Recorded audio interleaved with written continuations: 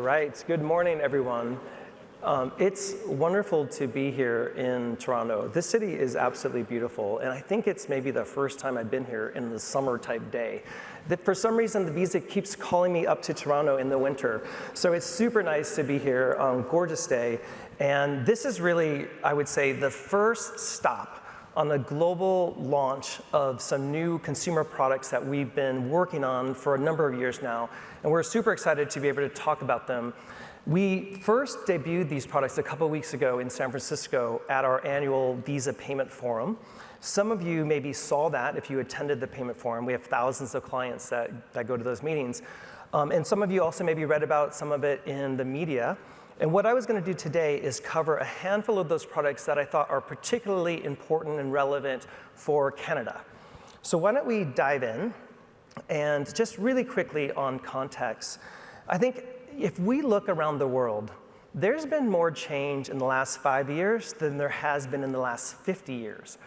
It's just it's a combination of mobile devices and Gen AI and biometrics and wallets. And the consumers are changing the way they pay, and merchants are changing the way they receive money.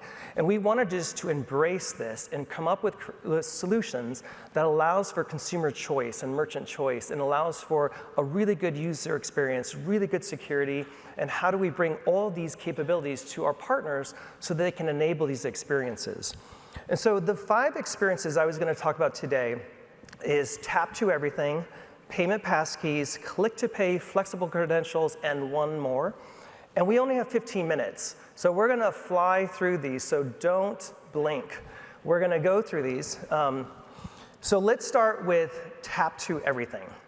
So in your hand, in your mobile device, it is basically a digital Swiss Army knife.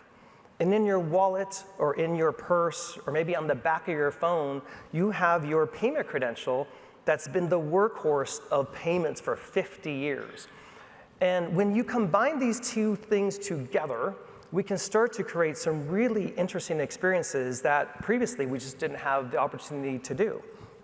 So I'm going to start with something. We'll warm up with something that we've actually had in market for a couple of years, what we've been testing and deploying, which we call tap to pay. It is simply your cell phone. As a merchant, you can download an app, and that app now lets you receive payments directly on your phone. And so from a consumer point of view, it's really simple. The merchant enters how much is due, you tap your card to the phone, the payment is done. So merchants like it because it's really low cost and it's super easy to use. And we had over 100 million tap-to-phone transactions last year alone. So consumers are used to now tapping at the point of sale. They're getting used to tapping on a phone. So where else could we take this tap-to technology? So we started to think, and we said, well, wait, maybe if you need to authenticate yourself. So let's say you have a streaming service that you want to upgrade. Well, if I just tap my card to my phone, maybe I can just authenticate myself. So we have this tap-to-confirm concept. And then let's say you want to add a card to a wallet or add a card to a merchant site. We've all done that before. You're on your merchant in your mobile app trying to add something. Well, wouldn't it be so much better if I could just tap my card to my phone and then it's automatically provisioned into the app, into the merchant site? So we have tap to add card.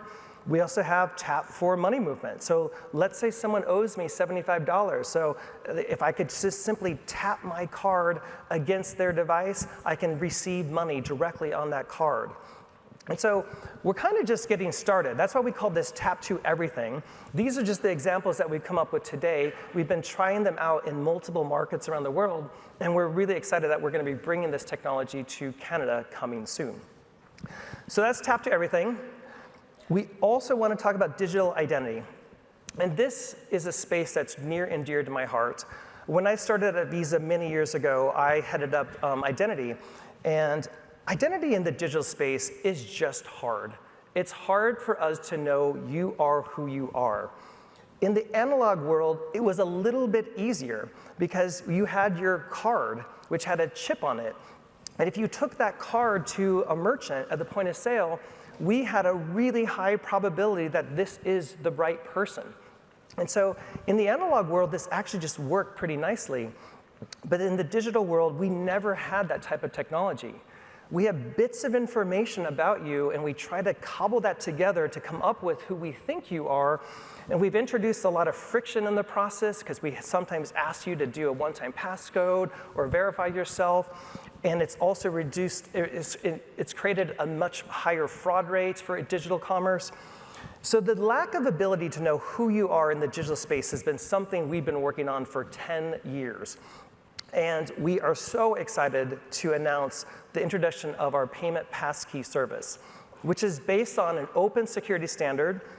All of the major operating systems, browsers, devices support it. It allows us to remove the need to ever send a one-time passcode to a consumer. It's using our same cryptographic technology that we use for our chip cards, and it's also allowing us to use the biometrics that you have on your device that we can attach to a passkey.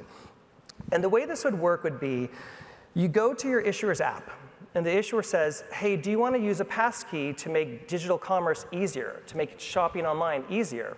So let's say the consumer says yes, and that's how we would create a passkey. And most of the time, the consumer has already enrolled their biometric, because if you're unlocking your phone, or if you're using your phone for biometrics, you already have your biometric registered. But at a minimum, if you haven't done that, and you want to use biometrics, you would register your biometric. But once you've agreed to create a passkey, what we do is create a public and a private key. And we put that public and private key on the consumer's device. So now your device that's registered with your biometric has a key pair, and you're ready to use this. So let me show you how this is being used. Our first implementation of passkey we've deployed with our new click-to-pay service that we've been piloting in Europe for the last year. And the way this works is, let's say you've identified something that you want to buy, so you've found an expensive chair that you like, and Alex sees the click-to-pay icon, and so she knows now she can have a really seamless experience. So she clicks Buy Now, and what it's going to do is say, hey, we just need to verify it's you. You do the quick authentication, just super simple authentication, and that's done. And guess what? Since she's registered with us, we also know her payment credentials. So now that we've verified it's the genuine consumer, we push the credentials to that merchant. So all the credentials just manually, automatically load, and all she has to do is hit pay, and she's done. So you have this fully authenticated transaction. It's on e-commerce. It is the simplest thing to do, and it has the same type of technology that we've used on our chip cards that now we can deploy at scale in e-commerce. And I use the example of click-to-pay because that's the one that we've gone live with first. But this would work for any experience. It will work for card on file. It could work if you're just manually keying in your details as well. We can still see that this device has a passkey, so we can authenticate you in the same way. So super excited about this. As I said, we've been working on this as an industry for years now, and we're finally perfected it to a point where we can deploy it. And we're excited that we're going to be bringing this to the Canada market in the coming months. So now that we've changed the way that you access your credential using your passkey, we also want to change the credential itself. And historically, our cards, they think of them as hard-coded set of features on your card. And your card was prepaid, or it was debit, or it was credit. But in the analog world, that's kind of how it worked. But in the digital world, there's no reason why a card can't be more dynamic, why it can't be more things. In other words, why couldn't a card, depending on the consumer's preference, why couldn't it be installments? It could be credit. It could be pay with points. It could be pay with crypto. It could be pay with anything that the bank allows. And so we are announcing a new card credential, which we call the Flex Credential. And once again, the concept would be we're going to supercharge your credential so it can fund a transaction based upon how you want this to work. And so the way that it's been designed today, you go into the issuer's app, and you set up the preferences for how you want the transaction to be funded. So for example, let's say if it's under $100, we'll use prepaid. I want the option for installments, and if it's over $100, I'll have it funded on my credit line. And so as you shop, depending on the transactions that you're buying, if it's $80 for this example, it's funded on prepaid. If you want to use installments, you can get a pay in 4 type of installment plan. If you're buying your trip to Costa Rica and it's $750, you can put it on your credit line. So once again, that single credential can have multiple different funding types associated with it. And so the concept here was you can deploy a credential with a consumer, and then as your relationship grows with that consumer, the bank can extend further different funding options to that consumer. We launched this in Japan a year ago, and we've had tremendous results. In Japan, the example was there's a lot of credit users, and a lot of the credit users, they found themselves paying off their credit bill multiple times a month. And we said, well, why don't we just let you determine, for these transactions, just pay in full, in real time. So we see a lot of examples whereby they set a preference that says, hey, if it's under $50, just pay for it in real time on my debit card. If it's over $50, put it on my credit line. And so we've seen tremendous results from our implementation in Japan. We have a number of implementations happening around Asia Pacific. We're going to do a launch in the US market this autumn, and we're looking to bring the Flex credential to the Canada market very soon as well. So this is something that I think a lot of people are extremely excited about. There hasn't been a single bank that we've talked to that said, that's a stupid idea. Like everyone says, okay, that sounds like the right future. How do we get involved with that? So we're super excited about what this could bring forward for our card credentials. And there's one more thing, and we're gonna talk about this concept of data tokens. And this one is a little bit newer. So the other ones, some of them we've been working on for 10 years. This one we've been working on for about a year now. We're gonna do a pilot this autumn. And this is around giving consumers more control over their data. And in particular, this is in the world of Gen AI, whereby most of our merchants are going to be finding ways to incorporate Gen AI type technology into their shopping experience so they can get a higher conversion rate. We know that Gen AI takes lots and lots of data.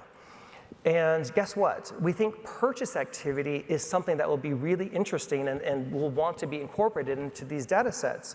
So we know our purchase activity would be interesting for these models, but we want to find a way to give consumers more control over how that data is used and who has access to it. So what we're going to do, let's take a look at Alex again. If we look at Alex's purchase activity, we can identify preferences, her preferences. And what we're going to be doing is creating a model, an AI model, that takes these preferences and creates what we call a feature. These features then would be loaded into a model that will drive how the contextual commerce works, and the features will be linked and bound together by what we call a data token. And I'll show you kind of what this would look like. So let's say Alex goes to a travel website. She's never been there before, so it just shows her a generic set of offers and deals and travel locations for her. But the travel site says, hey, if you mind sharing your preferences with you, then we can share you and show you a better set of offers and interesting ideas. And so she says, okay. So we can authenticate her with the passkey. We can get consent from her that she's willing to share her data with this third party. And at this point in time, we're going to create and send those AI features using her data sets, where you send them to the merchant. And that's now going to display to Alex a more curated set of information that's more relevant for her. So she likes to surf, so we show her beach locations. We show her items in her budget range. So she has a much more relevant experience for this particular merchant. And also, if you think about how these Gen AI models will be used for concierge services, for chats, this same type of data can be incorporated into those services to just make it much more relevant. So we have a way now to share the data with the merchant with consumer consent. And the way that we're going to do this with the data token is, when the consumer agrees to share their data, we're going to create a data token. That token will be then sent to the issuer. So the issuer will know that this consumer has shared their data with this merchant, and they can create what we call like a control panel. So the consumer, when they go into their digital app, they can see, here's all of the places that I've shared my data with. These merchants actively have access to my data set, but I could also disable them. So maybe I bought my vacation, I no longer need that merchant to have access to my data, so I can disable those. And using our tokenization technology, it would now just become a disactivated token, so the access would be removed. And so it allows for consumers to have a little bit more control over who has their data and how they're being used. And it also provides a really meaningful way for issuers to get involved with this space as well and provide some thought leadership for our clients at the same time. So this is something, like I said, it's new. We're going to be rolling this out, but we think it has a tremendous amount of headway for us to go on this journey. So just to summarize, my time is up, but we have been busy truly trying to create these experiences that allow for consumer choice, allow for merchant choice in a way that provides the best user experience. We know that these things can take some time to get deployed, but we think this is the next wave of transformation that we will be bringing to the marketplace, and it will take us a number of years to get there, but we're really excited about this. We're super excited to be here first in Toronto. As I said, we think that you would be the perfect market to start to embrace some of these technologies with it. So we're super happy to partner with you and get these deployed in the future. So thank you very much. Look forward to coming here again in the summer, and we'll see you soon. Thanks. Bye.